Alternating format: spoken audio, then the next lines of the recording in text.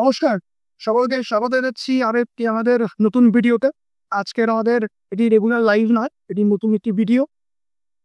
Basically as per thumbnail এবং টাইটেলে আপনারা যে দেখতে পেয়েছেন সেই বিষয় নিয়ে কথা বলবো, যে মোহনবাগানের ম্যানেজমেন্টের মধ্যে যে ক্যাওয়াস চলছে এখন বর্তমানে এএফসি খেলা নিয়ে, এবং পরবর্তীকালে গতকাল একটি স্টেটমেন্ট আসে তবে সচিবের মুখ থেকে যে আইএফএ শিল্ড নিয়ে, সেই সব বিষয় নিয়ে আজকে আমরা কথা বলবো। এবং কেন বারবার মোহনবাগান এএফসিতে গিয়ে এএফসির মতো একটা বড় টুর্নামেন্ট, যেখানে তারা নিজের দেশকে এবং নিজের ক্লাবকে আরো বড় জায়গায় রিপ্রেজেন্ট করতে পারবে এবং দেশের এবং ক্লাবের নাম আরো মানে পৃথিবীর চারদিকে, পৃথিবীর বুকে বা এশিয়া মহাদেশের বুকে তুলে ধরতে পারবে, সেখানে বারবার কেন মোহনবাগান এই বিষয়টা ল্যাক করছে এবং কি কারণে মোহনবাগান এই এএফসি খেলা এবং মোহনবাগান দুটি এটি বিপরীত শব্দ হয়ে যাচ্ছে, সেগুলো নিয়ে আলোচনা করব। প্রথমত সবার আগে আমরা কিছু জিনিস আপনাদের দেখানোর চেষ্টা করবো, নিচে দেবো সবার আগে সোপাস করে, আর আমি সময় নেবো শুনুন। একদম আমরা রয়েছি আমার সোপাস করে পেজে, এবং এই সোপাস করে যদি পেজ দেখেন, সেখানে মোহনবাগান বনাম আহাল এফসি যে খেলাটা হয় 16/9/2025, যেখানে ফুল টাইম 1-0 অর্থাৎ 1-0 বলে মোহনবাগান হেরে যায়। এবং যেই ম্যাচটায় আমরা যেই কথা বলছিলাম, আমাদের যারা আগে ম্যাচ অ্যানালাইসিস দেখেছেন, সেই ম্যাচে যদি আপনারা বেসিক সোফাস্কোর রেটিং দেখেন, সেখানে কিন্তু মোহনবাগান এবং আহাল এফসি এরা দুজনেই কিন্তু মোটামুটি বেসিক ফুটবল খেলেছে, খুব যে খারাপ বাজে তা বলা কিন্তু যাবে না। তাও যদিও আমরা মার্কেট ভ্যালু যদি দেখি, আহাল এফসির মার্কেট ভ্যালু কিন্তু অনেক অনেক কম। আমরা যেমন খেয়াল করেছিলাম, সেখানে 3 কোটি টাকার মতো মার্কেট ভ্যালু ছিল, এবং সেখানে মোহনবাগানের মার্কেট ভ্যালু অনেক। যেহেতু এই মার্কেট ভ্যালুর প্রসঙ্গ নিয়ে আমরা এর আগে আলোচনা করেছি, যে মার্কেট ভ্যালু এবং এই যে আহাল এফসি বা এএফসি লিগে যারা খেলে, সেখানকার পেইং স্ট্রাকচার এবং ইন্ডিয়ান ফুটবলের যে পেইং স্ট্রাকচার, সেখানে অনেকটা ডিফারেন্স।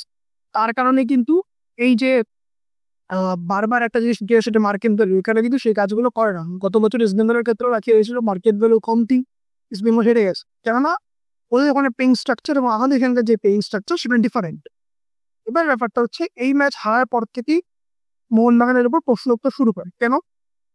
তার আগে যখন আমাদের ন্যাশনাল ক্যাম্পের খেলা হয়, ন্যাশনাল ক্যাম্পে মোহনবাগান থেকে কোনো জাতীয় দলে কোনো প্লেয়ার ছাড়া হয়নি, ছাড়া হয়নি। সে সময় তাদের যখন বলা হয় কেন ছাড়া হবে না, তারা বললো যে তাদের টিম এএফসির জন্য প্রস্তুতি নিচ্ছে। এএফসির জন্য প্রস্তুতি নেওয়ার পর দীর্ঘ 1-2 মাস ফুল ট্রেনিং ঠিক করেছে তারা ডুরান্ডের পর থেকেই। তারপরে তাদের এই রেজাল্ট, আর এর কাছে তারা 1-0 বলে হেরে যায়। সেই ম্যাচে বলুন খুব খারাপ খেলেছে বা খুব বাজে খেলেছে, আর তারা কিন্তু হেরে যায়। তার পরবর্তীতে বেশ কিছু কোচের উপর বিভিন্ন প্রশ্ন ওঠে, কোচের স্ট্র্যাটেজি থেকে শুরু করে এভরিথিং।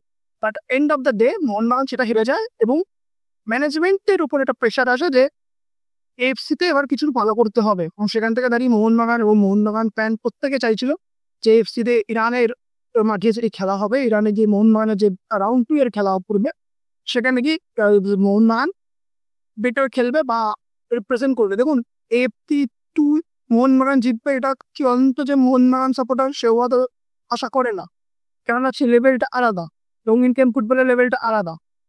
কিন্তু হতাশাজনকভাবে ম্যাচের কিছুদিন 2-1 দিন আগেই প্রশ্ন ওঠে মোহনবাগান কি খেলতে যাবে কি যাবে না। ক্লাবের তরফ থেকে স্টেটমেন্ট আসে, অফিসিয়াল স্টেটমেন্ট, যে মোহনবাগান ইরানের যে সেফটি বা রেগুলেটিং ইস্যু রয়েছে সেজন্য মোহনবাগান খেলতে যাচ্ছে না, হঠাৎ করে আসে। এবার প্রশ্নটা হচ্ছে, এবং মোহনবাগান সে একটা সেপারেট ভেন্যু চান। এবার প্রশ্নটা হচ্ছে, যদি আপনারা সেপারেট ভেন্যু চান এবং আপনারা যদি খেলতে নাই চান, তাহলে কেন আগে থেকে, আরো আগে আমাদের এই এএফসি সুচিত আসতে পারি অনেকদিন আগে থেকে বেশ, তো তখন থেকে কেন তারা অ্যাপ্লাই করেনি, বা তখন থেকে কেন এই দেশটা নিয়ে তারা কনসার্ন দেখায়নি? এবং ইরানের যে পরিস্থিতি চলছে, সেটা অবশ্যই একটা যথেষ্ট একটা প্লেয়ার বা এফসি যেই ঠিক করে যেখানেই খেলা পড়ে। গত বছর বেঙ্গলের যখন খেলা পড়েছিল, আপনাদের মনে আছে কিনা জানি না, বেঙ্গল যেখানে খেলতে গেছিল সেই টিমটার যেই গ্রাউন্ডে খেলা হচ্ছে, সেই গ্রাউন্ডটা দেখলে আমি বুঝতে পারবেন যে সকলে একরকম ড্রেস পরে বসেছিল। সবাই একই রকম ড্রেস, স্কুল ড্রেসের মতো সবাই একই রকম একটা জামা পরে একই রকম ড্রেস পরে বসেছিল। এবং যখন সবাই চেয়ার্স করছিল, সবাই একসাথে উঠছিল, একসাথে নামছিল। বেসিক যে ফুটবল ফ্যান্স বা ফুটবল কালচার সেখানে কিন্তু এটা হয় না। সেটা বার্সেলোনা বলুন, রিয়াল মাদ্রিদ বলুন বা আমাদের ইস্ট বেঙ্গল বলুন। এবং সেখানে কিন্তু গিয়ে ইস্ট বেঙ্গলের বিভিন্ন খাবার থেকে শুরু করে ট্রাভেল থেকে শুরু করে বিভিন্ন ইস্যু ফেস করেছিল এফসি। এফসির একটা প্রবলেম আছে আমরা জানি, কিন্তু মোহনবাগানের স্ট্যান্ডটা কি, মোহনবাগান কিন্তু আগে থেকে এই জিনিসগুলো কনসার্ন করেনি। তাদের ম্যাচের আগে হঠাৎ করেই হয়তো তাদের মনে পড়েছে যে আমাদের এখানে গেলে আমাদের প্লেয়ারদের সেফটি ইন্স্যুরেন্স হ্যাঁ তার প্রবলেম হতে পারে, তাই জন্য তারা কনসার্ন জানিয়ে যায়নি। ফলস্বরূপ কি হবে, এই নিয়ে 2 বছর মোহনবাগান গেল না। ফলে ইন্ডিয়ান ফুটবলের উপরে একটা প্রেশার আসবে। তথাকথিত মোহনবাগান তো অবশ্যই হয়তো 3 থেকে 4 বছরের জন্য বা মাল্টিপল ইয়ার 2 বছর 3 বছরের জন্য ব্যান যাবে এফসি খেলা থেকে। এবং এতে কি হচ্ছে, যদি মোহনবাগান আইএসএল চ্যাম্পিয়ন পরের বার হয় তাহলে তাদের যে স্লট সেটা কিন্তু নষ্ট হচ্ছে। একটি স্লট কিন্তু নষ্ট হয়ে গেল, একটি স্লটটা কিন্তু কেউ যাবে না খেলতে নেক্সট ইয়ার থেকে। তো পাশাপাশি মনে রাখতে হবে, যদি এএফসি কোনো স্ট্রিক্ট সিদ্ধান্ত ইন্ডিয়ার ইন্ডিয়ার এগেনস্টে নেয়, সেক্ষেত্রে কিন্তু ইস্ট বেঙ্গল যারা এবার ওমেন্স এএফসি এলিতে খেলছে, এফসি এলিট মনে রাখতে হবে, তারা কিন্তু এফসি এলিতে খেলছে, তাদের একটি প্রবলেম হবে। পাশাপাশি এফসি গোয়াও কিন্তু এবছর রয়েছে বিল লড়াইও, তাদেরও কিন্তু একটি প্রবলেম, তাদেরও প্রবলেম হবে। এবং পরবর্তীকালে ভারতীয় যেসব ক্লাব এই টুর্নামেন্টগুলো খেলতে যাবে তাদেরও কিন্তু একটি প্রবলেমের সম্মুখীন হতে হবে। এবার মোহনবাগান ম্যানেজমেন্টের ভিউ পয়েন্টটা কিছু যদি আমরা খুব বেসিকভাবে দেখি, মোহনবাগান ম্যানেজমেন্ট একটা কথা বলছে যে তাদের প্লেয়ারদের ইন্স্যুরেন্স এবং ইন্স্যুরেন্স রিলেটেড যে ইস্যু, যুদ্ধের কারণে যদি কোনো প্লেয়ারের কোনো অসুবিধা, সেগুলো কিন্তু ইন্স্যুরেন্স কোম্পানি নেবে না, তারা কিন্তু সেই দায়িত্বগুলো নেয় না। দ্যাট ইজ জানো, এর জন্য মোহনবাগান একটা নিউট্রাল ভেন্যু দাবি করেছে। কিন্তু দাবিটা কখন করেছে, যখন ম্যাচ আমাদের দোরগোড়া এসে দাঁড়িয়েছে। সেই দাবি করা আর না করা দুটোই সমান। এবং আরেকটি কনসার্ন, গত বছরও এই কনসার্নটা এসেছিল যে মোহনবাগান যদি আগের বছর যখন ট্র্যাক্টর এফসির সাথে খেলা ছিল, মোহনবাগান যদি খেলতে যায় সেখানে মোহনবাগান একটা বড় গোলের মার্জিনে হারতে পারে, এবং সেই হারাটা তাদের টিমের ওপর বা তাদের ম্যানেজমেন্টের উপর একটা বড় প্রেশার হতে পারে, তাদের কোচ স্টাফ প্লেয়ারদের উপর। কেননা মোহনবাগানকে একটা বড় যদি ব্যবধানে হারে 7-0, 5-0, 4-0, মানে ম্যানেজমেন্টের উপর প্রেশার হবে। এই প্রেশার থেকে বাঁচতেই কি মোহনবাগান এফসি থেকে এবারও খেলতে গেল না? ওটা কিন্তু একটা প্রশ্ন। দেখুন, হারবে জিতবে, আজকে যদি ইউনিয়ন কমিটি বড় মাপের টিভির কাছে ফেলে দেওয়া হয়, তারা কিন্তু হেরে যাবে। এই নিয়ে আমাদের কোনো দ্বিমত নেই, সেখানে মোহনবাগানের ক্ষেত্রেও সেটাই হবে। কিন্তু ব্যাপারটা হচ্ছে যে আমরা কি আমরা পালিয়ে যাবো?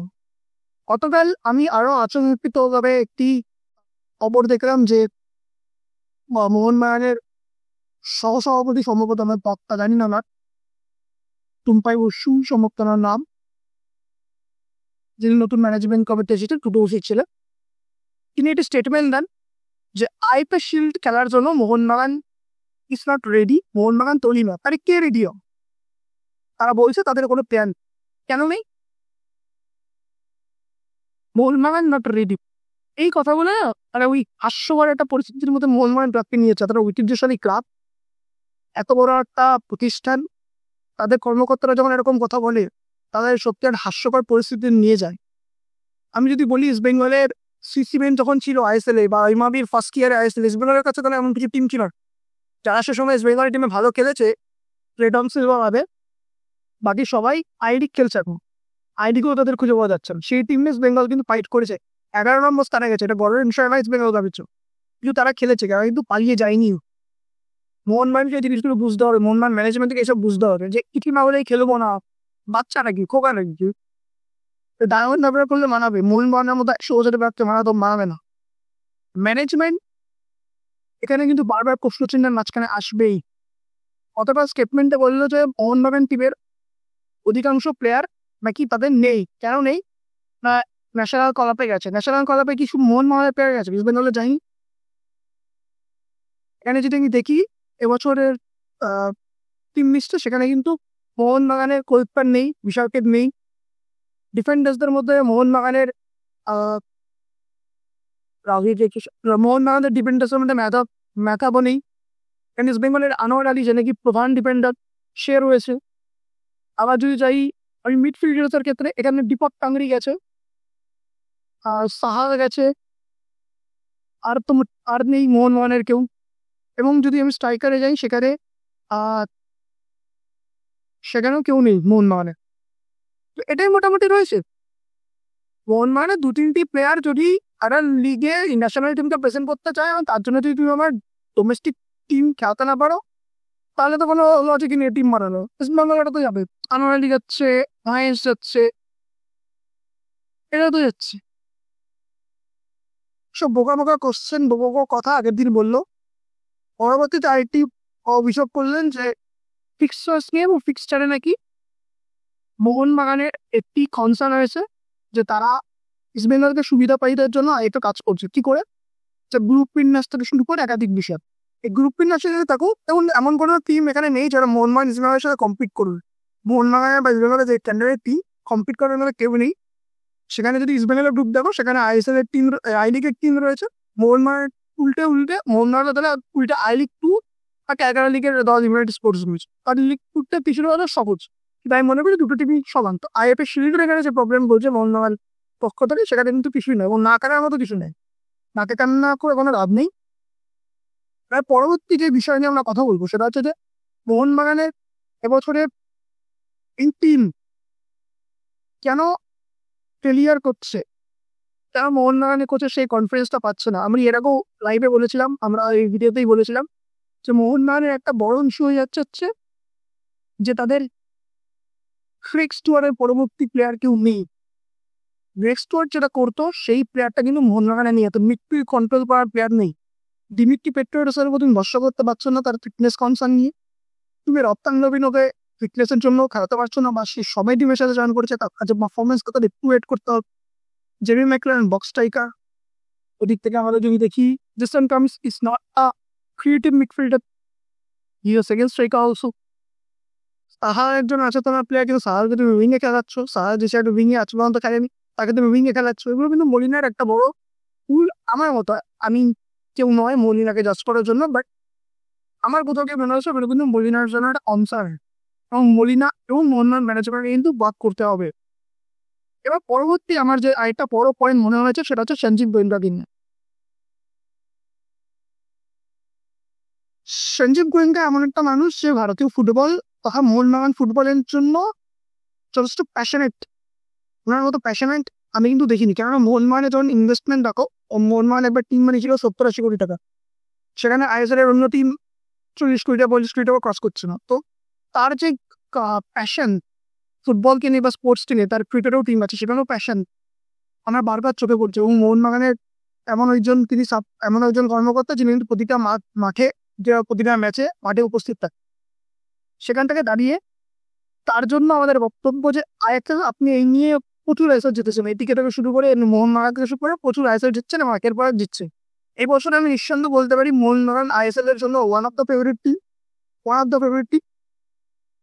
এবং অবশ্যই ফেভারিট টিম। মোহনবাগানের যে স্ট্রেংথ কোর আছে অবশ্যই ফেভারিট টিম, কিন্তু আইএসএল জেতার পরে না, এবার তো টিমটাকে আমাদের বৃহৎ আকারে পৌঁছাতে হবে।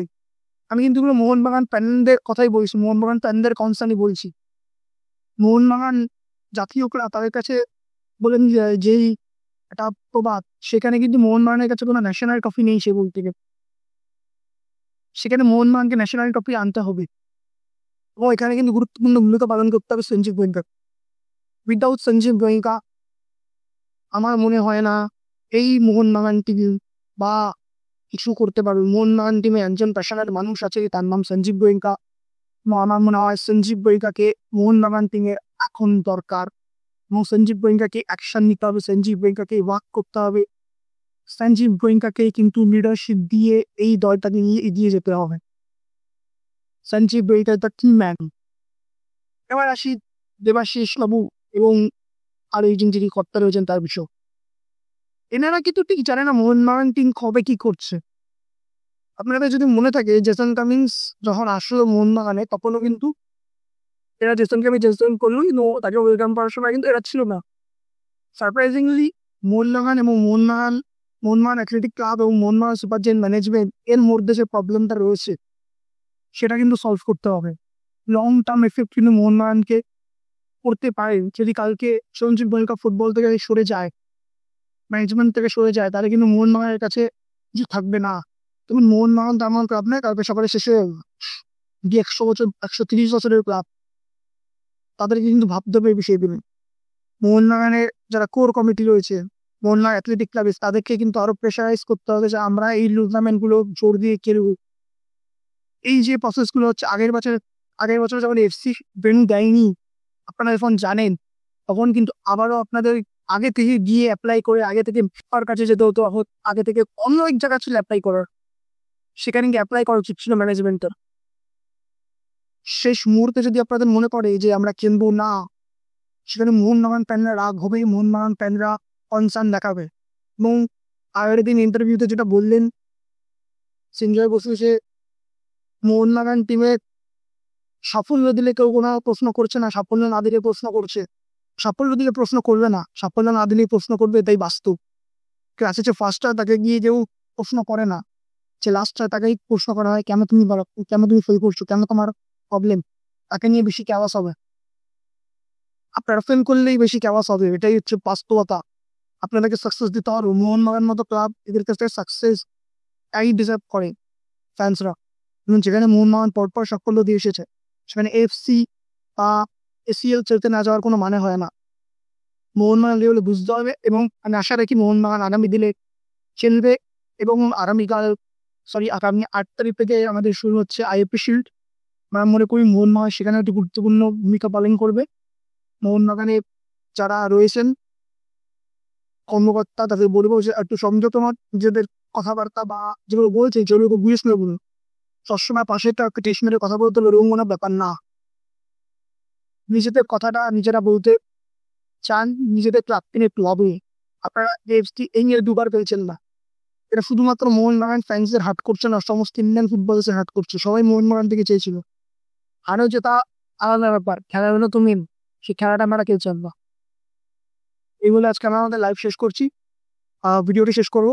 তার আগে সবাইকে বলবো, আমরা সকলে কনসার্ন জানাবো মোহনবাগান ম্যানেজমেন্টের কাছে, পরবর্তী সময়ে যেন মোহনবাগান এই সময়ে মোহনবাগান যেন মোহনবাগান মতো খেলে, মোহনবাগানের মতো তারা লড়াই করে, মোহনবাগানের মতো তারা যেন মাঠে থেকে জবাব দেয়। এবং পাশাপাশি মোহনবাগান ফ্যান্স, সকল ফ্যান্স ফোরামদের বলবো যে বয়কট করা ইজ নট আ সলিউশন। আপনাদেরকে যদি প্রতিবাদ করতে হয়, সেটা অনেক পদ্ধতি আছে, সেইভাবে করুন। মোহনবাগানকে যদি বয়কট করেন, আপনাদের প্লেয়াররা, যে সকল প্লেয়ার আছে তাদেরই কিন্তু ডিমোটিভেট হবে। একটা সময় ইস্ট বেঙ্গলের ফ্যান্সরা প্রচন্ড ফ্রাস্ট্রেটেড ছিল, তারাও ভেবেছিল যে ম্যাচ বয়কট করবো, কিন্তু তারা কিন্তু কলিং রাইটটা বেরিয়েছে, কেননা তারা জানতো যে এটা যদি করা হয় তাহলে কিন্তু প্লেয়াররা আরও ডিমোটিভেট হবে। সেটা প্লিজ করবেন না। মোহনবাগানের সাথে থাকুন, পাশে থাকুন। আমরা আশা করবো মোহনবাগান খুব তাড়াতাড়ি তাদের ভুল বুঝতে পারবে, বা তাদের মোহনবাগান ম্যানেজমেন্ট যারা চালাচ্ছেন তারা তাদের বুঝতে পারবে, এবং খুব তাড়াতাড়ি তারা ব্যাক করবে। অসংখ্য ধন্যবাদ সকলকে যারা যারা ভিডিও দেখলেন, ধন্যবাদ। আর সবশেষে একটাই কাম্য, মোহনবাগান ভালো খেলুক, ইস্ট বেঙ্গল ভালো খেলুক, মোহামেডান ভালো খেলুক। ধন্যবাদ। এবং আইএফএ শিল্ডের জন্য মোহনবাগান, ইস্ট বেঙ্গল সহ অন্যান্য সকল ক্লাবকে অসংখ্য শুভেচ্ছা।